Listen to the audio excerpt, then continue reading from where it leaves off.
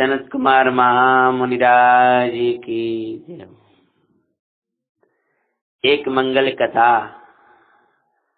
आज अपन प्रारंभ करने जा रहे हैं। 12 चक्रवर्ती हुए हैं, उनमें सनत कुमार चक्रवर्ती ज्ञानी धर्मात्मा, उनकी मंगल कथा की वाचना अपन करने जा रहे हैं। पूर्व में अपन ने सगर, भरत आदि चक्रवर्तियों की कथाओं की संक्षिप्त में चर्चाएं की हैं। तो आज श्री सनत कुमार मुनिराज बड़े समाधि मरण पाठ में जिनका नाम भी मिलता है, कैसे इतने वर्षों तक कोढ़ बहता रहा, उसके बीच में वे निराम प्रभु को बाते रहे हैं। ज्यादा विस्तार न दे करके मूल कथा को अपन प्रारंभ करते हैं। देवादिदेव शासन नायक श्री महावीर भगवान की जय हो। धन्य ज्ञानी रोग के काली में निराम प्रभु को बाते हैं। सनत कुमारी मुनिवर की हम कथा सुनाते हैं। सुनो जी मंगल जैन पुराण, निरासो जीवन बनी महान। भरत क्षेत्र में बीत सो के पुर, नगरे राज रहा। भरत क्षेत्र, ओ सुंदर भरत क्षेत्र, वही भरत का भरत, जो भरत पर में रत नहीं रहते थे, अपने चैतन्य में रत रहने वाले, सटखंड में अखंड साधने वाले, वैभव को भी धूल समझने वाले, 6 खंड को भी अभाग्य समझने वाले, भाग्य नहीं समझने वाले, देव गुरु की सामीप्यता को भाग्य समझ करके परम सौभाग्य स्वरूप चैतन्य को प्राप्त करने की जिनकी भावनाएं वर्तिती थी, उन्हीं भरत महाराज का भारत देश, जिनके नाम से, भरत के नाम से हमारा भारत देश प्रसिद्ध है, वहाँ पर बीत शोक पुरी राजिरा, इसी भरत क्षेत्र में बीत शोकपुर नाम की नगरी थी।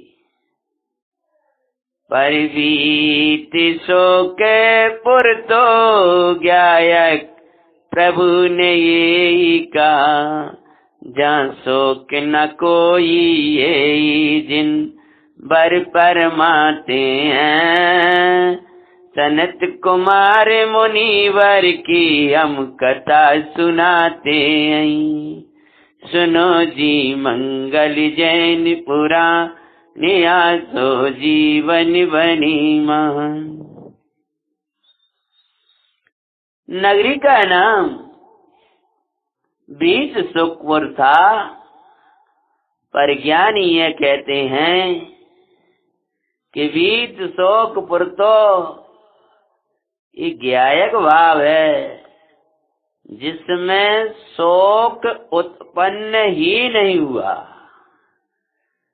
जिसमें क्रोध, मान, माया, लोभ आदि कोई विभाव उत्पन्न ही नहीं हुए, ऐसे सर्व कसाय भाव, सर्व विभाव भाव जहाँ पर प्रवेश नहीं करते हैं, ऐसा अपना चैतन्य स्वभाव, आत्म स्वभाव, ज्ञायक भाव, चिद्घन नाथ परमार्थ से देखा जाए तो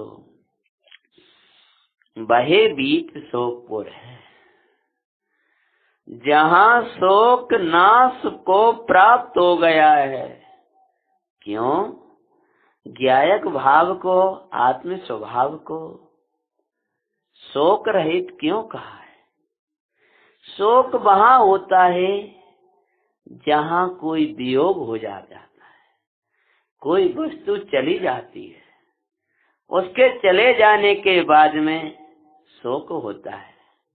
पर मेरा ज्ञान, मेरा दर्शन, मेरा शोक, मेरी प्रभुता एक ज्ञायक भाव से जाती ही नहीं है। इसलिए ज्ञायक में शोक के स्थान नहीं है। नियमसार में परमेश्वर कहते हैं कि मानाधिक के स्थान ज्ञायक भाव में नहीं है। तो मानाधिक के मतलब कोई भी कसाय भाव का स्थान इस चैतन्य प्रभु में नहीं है। ये बीत शोकपुर में चक्री सनत कुमारे राज करे। ज्ञायक वाला नहीं, नगरी का नाम भी सुन। यहाँ तो इस ज्ञायक भाव में तो ज्ञान चक्री नावास करता है, अखंड है इस ज्ञायक भाव। न द्रव्येन खंड्यामी, न क्षेत्रेन खंड्यामी, न कालेन खंड्यामी, न भावेन खंड्यामी। सो परमार्थ से तो वही शोकपुर है, पर ये तो नाम था नगरी का बीत शोकपुर, जहाँ पर चक्रवर्ती छठखंड के स्वामी श्री सनत कुमार महाराज निवास करते थे। जिनके राज्य में सहजी, जिनका राज्य सहजी, शोक से मुक्त रही। देख नगर को बीत शोकपुर सबई कहते हैं। ये तो ज्ञायक भाव को नगरी को बीत शोकपुर क्यों कहते थे? क्योंकि महाराज सनत कुमार ऐसे धर्मात्मा, वात्सल्य भीगे, स्वानुभवमयी, मांगलिक जिनकी परिणति, उनके राज्य में प्रजा को कोई कष्ट ही नहीं था। प्रजा को शोक के प्रसंग पैदा ही नहीं होने देते थे। अर्थात क्या? वे प्रजा का पालन पुत्रवत करते थे। सो तो ये है ही, लेकिन वो प्रजा धर्म परायण रहती थी। जहाँ अहिंसा है, जहाँ सत्य है, जहाँ आचोर है, जहाँ शील है, जहाँ परिग्रह का परिमाण है, जहाँ तत्वों में निशंकता है, भोगों के प्रति निर्वांछकता है, पाप उदय जन्य भावों से गिलानी, पाप उदय जन्य अवस्थाओं से को देख करके गिलानी नहीं करते हैं, बल्कि उसको दूर करने का प्रयत्न करते हैं। मूर्ताओं से रहित, वात्सल्यादिक अंगों से सुशोभित जिन धर्मात्माओं का व्यवहार हुआ करता है, वहाँ शोक स्थान को प्राप्त नहीं किया करता। जिनके अंदर में तृष्णाएं जागती हैं, उनकी कोई वस्तु का वियोग हो जाया करता है तो वे शोक किया करते हैं। तत्व ज्ञान से जीवन में कभी शोक नहीं आने देता। तत्व ज्ञान, धर्म ज्ञान, तत्व भावना जीव के हृदय में शोक पैदा नहीं होने देती है। वे धर्मात्मा जन भी, नगरवासी भी खूब धर्म की आराधना, हिंसा आदि का पालन करते थे। महाराज का भी बड़ा स्नेह मिला करता था। जो भी जाता था वहाँ प्रसन्न हो जाता था। कोई शोक और क्लेश से करता हुआ जाता, नगर में जाकर प्रसन्न हो जाता था। इसलिए उस नगरी को भी बीत शोकपुर कहने लगे थे। महाराज सनत कुमार जी कैसे थे? सटखंड में वे तो अखंड चैतन्य प्रभु को बाय। सटखंड में सटखंड को नहीं देखते थे, द्रव्य से, क्षेत्र से, काल से, भाव से जो अखंड था, ऐसे अपने चैतन्य प्रभु को निहारा करते थे। चलते सटखंड वे तो अकर्ता ज्ञाता प्रभु लखान। महाराज सनत कुमार से जब पूछा जाता, हे राजन, सटखंड आपकी कृपा से राज्य बढ़िया चल रहा है, ये 6 खंड का राज्य तो चलता है, मैं चलाने वाला नहीं हूँ। स्वयं संचालित विश्व व्यवस्था का जो कर्ता बनता है वो अनंत दुख का वेदन करता है। जो पर्याय जिस क्रम में जैसी आ रही है वह स्वयं से आ रही है, जो कार्य हो रहा है वह स्वयं से हो रहा है, कोई इसका कर्ता धर्ता नहीं है, ऐसा वे जानते थे। अतः 6 खंड चलते थे, हम चलाने वाले नहीं हैं। बाई में जिनी पूजा दानादि में बरतते पाते हैं। अंदर में पूज्य आत्मा, बाहर में जिन भगवान की पूजा। अंतर में गुरु स्वरूप भगवान आत्मा की उपासना, बाहर में आत्मा की गुरुता दिखाने वाले निर्गंत गुरुओं की उपासना। अंतर में अपना निरंतर ज्ञान में ज्ञान का वेदन करते हुए, स्वयं को निहारते हुए स्वाध्याय, और बाहर में जब उससे बाहर आए तो उस स्वयं स्वरूप को दिखाने वाली जिनवाणी का अभ्यास। अंतर में अपने स्वरूप का यमन रमणता का पुरुषार्थ, और बाहर में संयम रूप वर्तन। अंतर में स्वरूप की तृप्तता का पुरुषार्थ रूप तप, और बाहर में अनशन उनोदर इत्यादि का अभ्यास रूप तप। अंतर में ज्ञान का दान, और बाहर में आहार दान, औषधि दान, अभय दान और ज्ञान दान। सटकर्म में धर्म की साधना करते हैं, कर्म में कर्म की साधना करें, ज्ञानी ऐसे नहीं होते हैं। देव पूजा, गुरु उपासना, स्वाध्याय, संयम, तप और दान, सटकर्माणि दिने दिने, ये 6 कर्म दिन दिन में प्रतिदिन करना चाहिए। पर ज्ञानी कहते हैं भेद विज्ञान क्षणे क्षणे।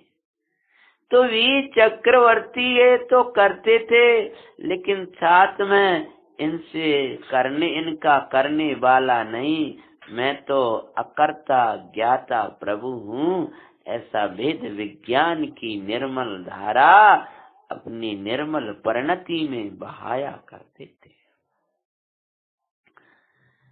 दिन का उनका जीवन बड़ा सौंदर्य था। उनका काय का सौंदर्य, मन सुंदर तन सुंदर जीवन था उनका सुंदर, सहज सौंदर्य निरखे आत्म को अंदर से सुंदर, एकत विभक्त रूप सौंदर्य निज का निहारते हैं, सनत कुमारी मुनीश्वर की हम कथा सुनाते। पुराणकार कहते हैं उनका तन अति सुंदर था, तो इधर तन ही सुंदर नहीं था, मन सुंदर था, वचन सुंदर था, जीवन सुंदर था। तत्व विचार चलना ये मन का सौंदर्य है। तत्व की धर्म की प्रूपणा होना ये वचन का सौंदर्य है।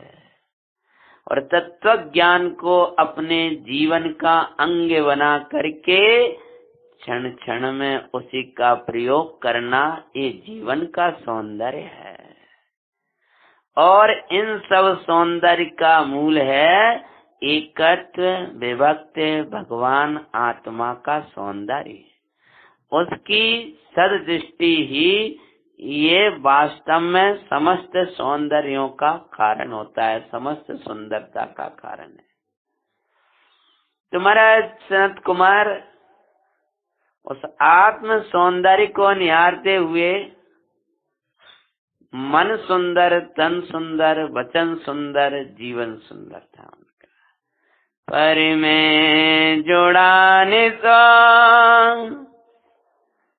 सुंदरता को ढाके अज्ञानी, एकत विभक्त ज्ञाता की सुंदरता, निरखें वो ज्ञानी। बेशील संयम आदि सौंदर्य धारण करते हैं, परमी जुड़ान करने से ये अज्ञानी बहिरात्मा अपनी सुंदरता को खोता है। सर्वे जीव सिद्धो जैसे हैं, जैसा सिद्धो का है रूप, वैसा तेरे अंदर में तू सिद्धो के है समान, सौंदर्य तेरा अंदर में। त्रितत्व में विशिष्ट ये राजे, अनुपम सौंदर्य तेरो विराजे। निरखे जो उसको आहो, बाहर में ओ सौंदर्यता। भाई इसका गौर वर्ण है, श्याम वर्ण है, ऐसा रूप है, ऐसा रंग है, ऐसे बाल हैं, ऐसा ये है।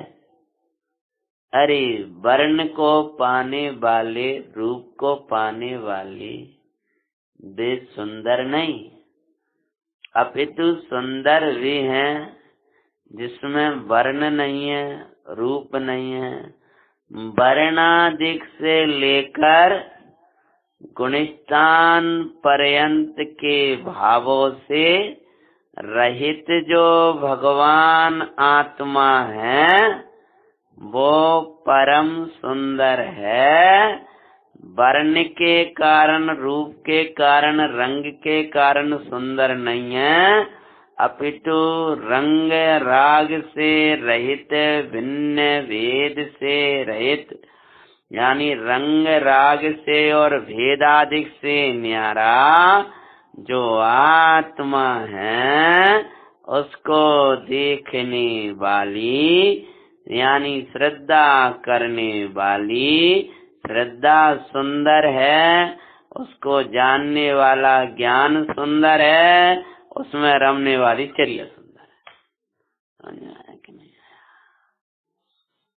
तो पर में जुड़ान से, ऐसी आँख खोलने से असुंदरता होती है, नशा की दृष्टि से सौंदर्य होता है। वही प्रतिमा की आँख खोल दो तो कैसी लगे, बढ़िया सुंदर, बढ़िया पाषाण, बढ़िया वो, लेकिन वो नासाग्र दृष्टि हो तो सौंदर्य। वही हाथ ऐसे उठ जाए, ऐसे हाथ छूने लगे तो सुंदरता चली जाएगी। तो पर की ओर देखने से तू अपना सौंदर्य को गवाता है, अपनी ओर देखने से सौंदर्य को पाता है। तो महाराज सनत कुमार, जो कारण क्या है, आप कहोगे कहानी में इतना अध्यात्म, अरे वो सुंदर थे ना, तो वो सुंदर कैसे थे, वो सब चलेगा भाई, हम भी कैसे सुंदर हो जाए, कि भी देव उनकी प्रशंसा करेंगे, अभी कैसे करें। तो यहाँ सुंदरता कहते हैं बाहर में शील संयम आदि सौंदर्य धारण करते हैं, जो ऐसे सौंदर्यता को निहारते हैं। जैसे जिसका तन सुंदर होता है, तन सुंदर वाला कपड़ा भी तो अच्छे पहनता है, फटे फटाए काले कूले कपड़ा पहन लाए उसने तो शोभते नहीं है। ऐसी भाई जो आत्म सौंदर्य को धारण कर धारते हैं, वे बाहर में शील संयम आदि को धारते हुए योग्य अपने अंतरंग बहिरंग सौंदर्य को पाते हैं। ऐसा सुंदर जीवन चक्र का सबई जन लगते। महाराज सनत कुमार का अंतरंग और बहिरंग सौंदर्य ऐसा सभी देखते थे। मनोज क्या इंद्र सभा में इंद्र भी प्रशंसे, देखो चक्री का तन्वी देवो माँ सुंदर दिखाते हैं। सनत कुमारी मुनीश्वर की हम कथा सुनाते हैं। इंद्र सभा में चर्चा हो रही, ये अंदर का और उसका सौंदर्य की तो बात क्या कहें। चक्रवर्ती का तन भी ऐसा सुंदर है कि देवों का रूप भी फीका हो जाए। जो जिन रूप का आदर करते हैं वे सुंदर रूप को प्राप्त करते हैं, जो जिन रूप का अनादर करते हैं वे कुरूप होते हैं। सुंदर राजकुमारियों ने मुनिराज के रूप का अनादर किया, उसका फल क्या आया, दुर्गंधा अधिक होती हुई कोढ़ी शरीर को पाया। अतः जो आंख सुंदर जिन रूप को देखती है वो सुंदर कहलाती है। वो आंख भी सुंदर हो जाती है जिसका शील की मर्यादा का पालन करती है। भगवान को निहारना ये आंख का सौंदर्य है, जिनवाणी का सुनना एक कर्णों का सौंदर्य है, दान परोपकार आदि कार्य करना ये हाथों का सौंदर्य है, तीर्थ वंदना आदि उत्तम कार्य करना ये पैरों का सौंदर्य है, सेवा वैयावृत्ति आदि करना हाथों का सौंदर्य है, प्रभु का गुणानुवाद करना ये जिह्वा इंद्री का सौंदर्य है, महाभगवंतों के चरणों को स्पर्श करना, संतों के चरणों का स्पर्शित करना ये हाथों का सौंदर्य है। अवक्ष भक्षण का प्रवेश न होना ये आपकी रसोई घर का आपके चौके का सौंदर्य है। शीलवान बालकों का होना, संस्कारी बालकों का होना ये आपके बालकों का सौंदर्य है। शील के संस्कार युक्त युवाओं का होना ये आपकी युवाओं का सौंदर्य है। समाधि परिणाम होना ये बुढ़ापे का सौंदर्य है। ज्ञान अभ्यास से बचपन का सौंदर्य है। संयम धारणा युवापने का सौंदर्य है। समाधि को धारण करना ये बुढ़ापे का सौंदर्य है। ये जो सौंदर्य धारण करते हैं तो उसके साथ जो अंदर का धर्म वीतरागता प्रकट होती है, तो बंधे हुए पुण्य से बाहर का तनादिक भी सुंदर होता है। तो महाराज चक्रवर्ती सनत कुमार के रूप की भी, यानी जड़ जो शरीर था उसकी भी प्रशंसा इंद्रादिक किया करते थे। तो सभा में चर्चा चल रही कि देखो, औरती की तो बात छोड़ो, इनके शरीर के सौंदर्य के आगे भी देवों का सौंदर्य फीका है। आत्म सौंदर्य सो परमार्थ, सौंदर्य प्रगटे सुखकारी, साथ में बरते ते पुण्य सो मिलता, तन भी सुंदर भारी, इसको ही देखने आरे तो इसका भी सौंदर्य खोते हैं। अरे सनत कुमारे चक्रे की शुभ कथा सुनाते हैं। जो इस शरीर को देखा करते हैं वे तो कुरूप हो जाते हैं, तन का भी सौंदर्य खो बैठते हैं। पर भगवान ऐसा कहते हैं कि जो आत्म सौंदर्य को देखते हैं, व्यवहार कार्यों में बरतते हैं, तो उसमें व्यवहार कार्यों का जो व्यवहारिक सौंदर्य को अपनाते हैं उससे पुण्य बंद होता है, उससे तनादिक सुंदर मिलते हैं। आए देखने रूप सौंदर्य, जब वहां पर चक्री को दो दे, आगे कथा बढ़ाते हैं। कथा के मानस वाले विचार रहे होंगे भी कथा क्या है भाई। बीच शोकपुर में चक्रवर्ती सनत कुमार रहते थे और सचखंड का अधिपति थे। उनका तन भी ऐसा सुंदर था कि देव भी प्रशंसा किया करते थे। और राज इंद्र सभा में एक बार जब प्रशंसा हो रही है, तब दो देव उनकी परीक्षा के लिए चल दिए। इतनी कथा हुई। क्या होता है, ईश्वरीनाथ दो देवों ने जाकर देखा कि महाराज ऐसा कैसे हो सकता है कि तन्वी देवों से अधिक सुंदर हो। देखेंगे हम तो देखने के लिए आए। तो उस काल में चक्रवर्ती सनत कुमार जी स्नान कर रहे थे। स्नान करते हुए देख बोले बैसाई स्वयं।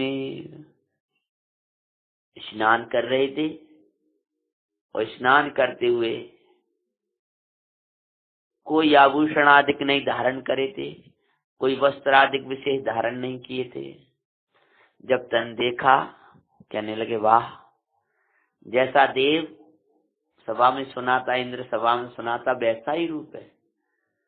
नवीन से लोगों को देख करके वाह वाह शब्द सुनाई दिया। अरे ये कौन है? फिर राज सभा में जा देखते पर वैसा ना पाते हैं। चक्री सनत कुमार की मंगल कथा सुनाते हैं। सुनो जी मंगल जैन पुरा नियासो जीवन बनी मां। जब संसार करने लगे, तब जो चक्रवर्ती के अनुचर थे, अर्थात सेवक देव थे अथवा तो सेवक गण थे, उन्होंने कहा अरे देवो, अभी आपने महाराज का रूप क्या देखा है? अभी तो जब स्नान करने के बाद, वस्त्राभूषण पहनने के बाद, श्रृंगार के बाद जब वे राज गद्दी पर बैठेंगे, तब उनका सौंदर्य देखना तुम्हारे इंद्र महाराज का भी सौंदर्य फीका पड़ जाए। ठीक है भाई, वो भी देख के जाएंगे। तो में जब स्नान वगैरह करके चक्रवर्ती अपने श्रृंगार आदि सहित जब पहुंचे हैं और वहां देखा, सिर हिलाने लगे, अब नहीं रहा वो। दोनों घटनाएं चक्रवर्ती के सामने सुनाई गई। कि अब क्या कमी आ गई, अब तो और सुंदर है। संपूर्ण घटना बतलाई वैसा अब तो रूप नाई,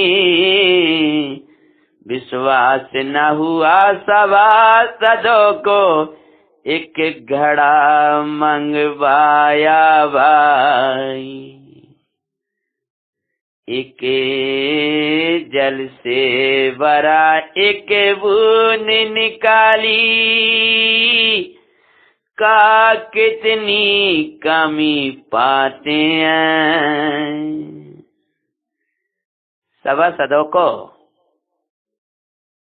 विश्वास नहीं हुआ। पूरे सभा के लोगों से कहा, महाराज का सुबह का रूप या कल का रूप और आज के रूप में आप लोगों को कोई अंतर दिखता है? तो सभासद कहने लगे, नहीं, ऐसा तो कोई अंतर नहीं है। ये तो बोले, ये कहते हैं सुबह जैसा रूप अब नहीं है। देवों ने समझाने के लिए जल से भरा हुआ एक घड़ा मंगवाया, उसमें से एक बूंद पानी कम किया। कहते हैं कितना कम हो गया? बोले कुछ कम नहीं हुआ। जब जल से भरा है और एक बूंद कम हो गया तो आपको लग रहा है कुछ कम नहीं हुआ, लेकिन हमें दिख रहा है कम हो गया। ऐसे ही जो रूप सुबह था वो रूप जा चुका है, अब वो रूप नहीं। तब ऐसा कह करके जब वो जाने लगे, वैसाई ये अमना देखते, वैसे ही ये हमें दिखता ना। जैसा इस घड़े की बूंद कम देख नहीं पा रहे, वैसे ही आप इसको भी नहीं देख पा रहे, पर हमें तो दिखता है कि सुबह का रूप और अभी का रूप अलग है। कहे चक्रवर्ती क्षण भंगुर या गम चक्षु लख पाए, नित्य तो सुदातिमा से अनित्य दिखाते हैं। चक्रवर्ती महाराज बोले, देवों का कहना सत्य है। हिम समान यह सुंदर तन्वी क्षण क्षण में नित गलता है, भावी मरण नित करते करते कैसे लिखें कुशलता है। भाइयों, आगम चक्षु से देखो, अगर ये दिव्य चक्षु नहीं है तो क्षण क्षण में ये शरीर अपनी गलता हुआ जा रहा है, क्षण क्षण में सौंदर्य चला जा रहा है। एकदम से युवा में वही सुंदर दिखता है और बुढ़ापे में जब आता है, कुछ झुर्रियां पड़ती हैं, तब लगता है अब ऐसा नहीं है। लेकिन उसका रूप सने सने धीरे धीरे धीरे धीरे धीरे धीरे और विकृत होता जाता है, असुंदरता को प्राप्त होता जाता है। और जब वैसा दिखता है तब स्थूल बुद्धियों को दिखता है। जैसे अभी गर्मी का मौसम चल रहा है और अब सूर्यास्त का समय 6:30 पौने 7 को होने जा रहा है, लेकिन जिस समय ये सूर्य बड़ा था तो थोड़ा थोड़ा थोड़ा थोड़ा थोड़ा थोड़ा थोड़ा बढ़ते बढ़ते बढ़ते बढ़ते 5 से 5:15, 5:30, पौने 6, ऐसा करते करते 6:30 आ गया, 7 आ गया और कहीं कहीं 7:15 तक पहुंच जाएगा। लेकिन वो एकदम 5 से 7:15 नहीं आया, वो एकदम 4:45 से 7:15 पर नहीं पहुंचा, वो धीरे धीरे पहुंचा है। ऐसे ये रूप धीरे धीरे बिगड़ता बिगड़ता बिगड़ता स्थूल बुद्धि को ही लगता है बदल गया, गलता और एकदम अनंतता दिखाई देती है। चक्रवर्ती महाराज बोले हैं, वास्तव में तो एक शुद्धात्मा ही ऐसा है जो सदा एक सा रहता है, जो कभी बदलता नहीं है और वे विचारों में खो गए हैं। देव तो चले गए और वे विचारधारा गहरी करने लगे। लक्षण भंगुरता चक्री बारे भावना भाई। भाई ये ही क्षणभंगुर नहीं है,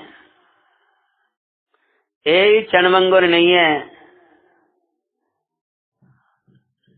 ये अनित्य ही नहीं है, ये असरण भी है, ये सार भी है, ये भिन्न भी है, ये न्यारा भी है, मेरे ज्ञानादिक मेरे से अभिन्न है।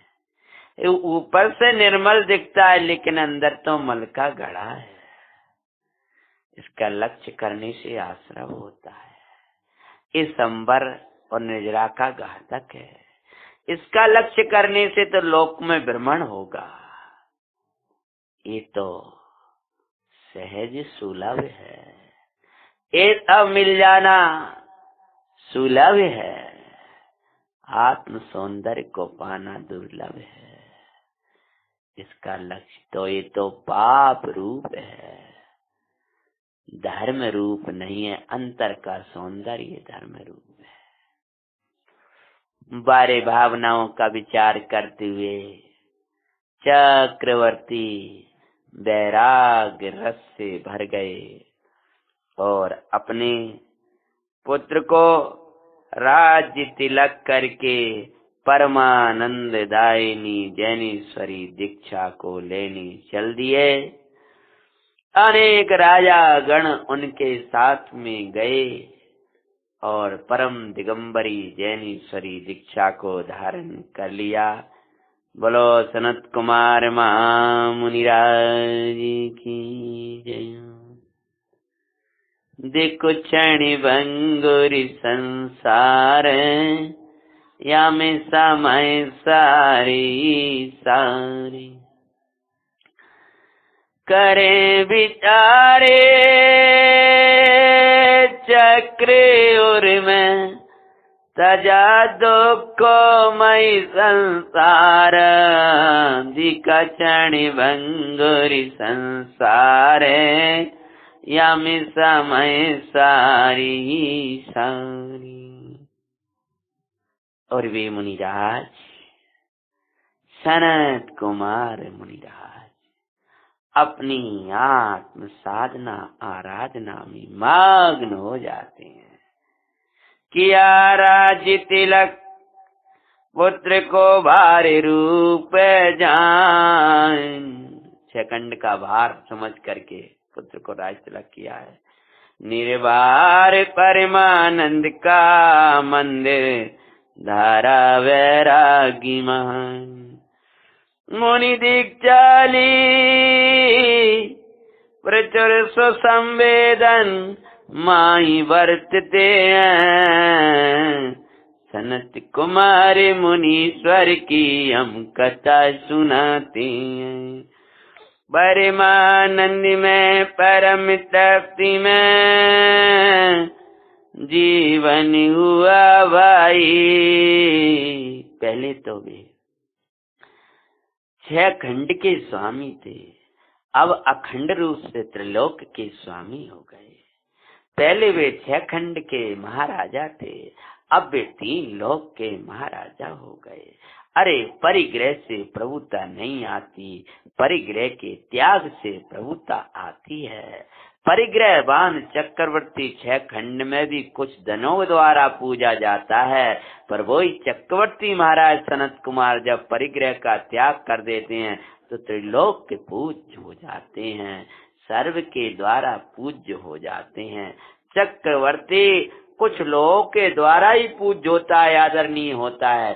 चक्रवर्ती का संयमी जन आदर नहीं करेंगे, पर दिगंबर मुनिराज का तो गणधर महाराज भी नमो लोई सभ्य साहु नम कहकर उन मुनि भगवंत को नमन किया करते हैं।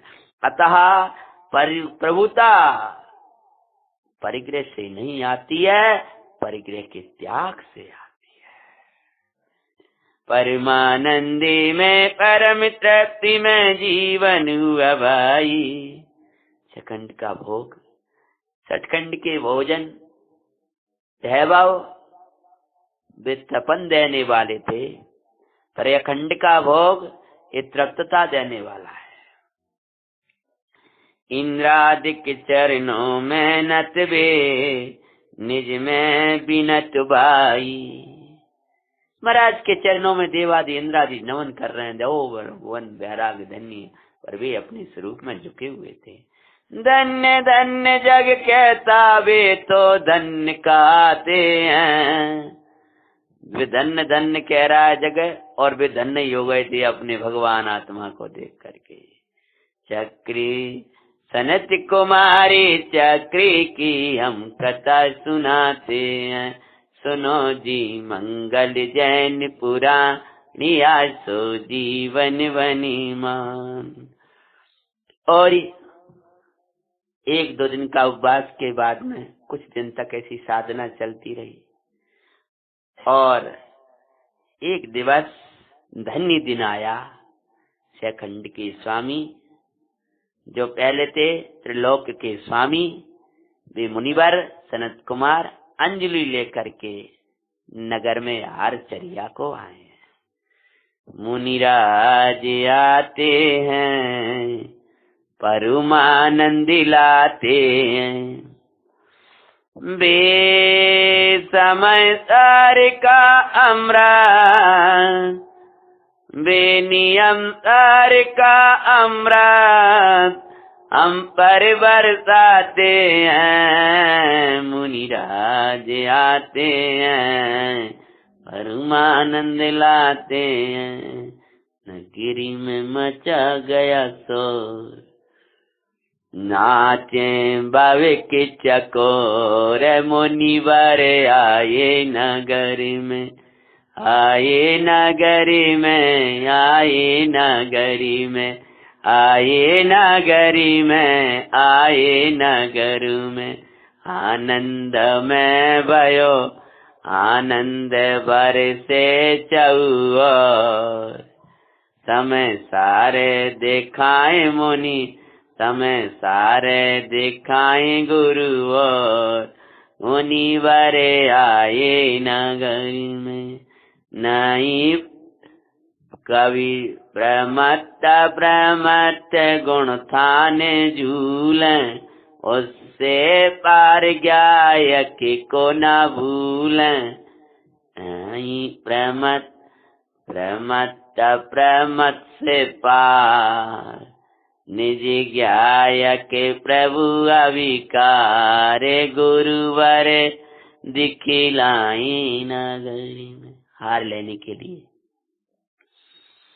आए हैं, कहीं आहार की बहुत जगह विधि नहीं मिली, एक जगह मंगल विधि मिल गई।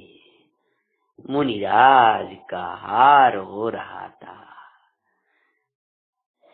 जगत निहार रहा था। कल जिनका भोजन इस प्रकार का हुआ करता था, चक्रवर्ती का भोजन जब वर्णन कोई पढ़े तो कैसा भोजन, और आज रूखा सूखा जो भी जैसा मिला है, अनहारी स्वरूप मेरा देह है, अनहारी दशा साथ है। योग्य आहार हमारी मर्यादा है, अयोग्य आहार कलंक है। सुखदेव पंडित जी साहब कहती है ना, तो ए मंगल वचनों का मानो दर्शन दिखा रहे हो। लोग आहार दे रहे थे, मुनिवर अनहारी देख रहे थे।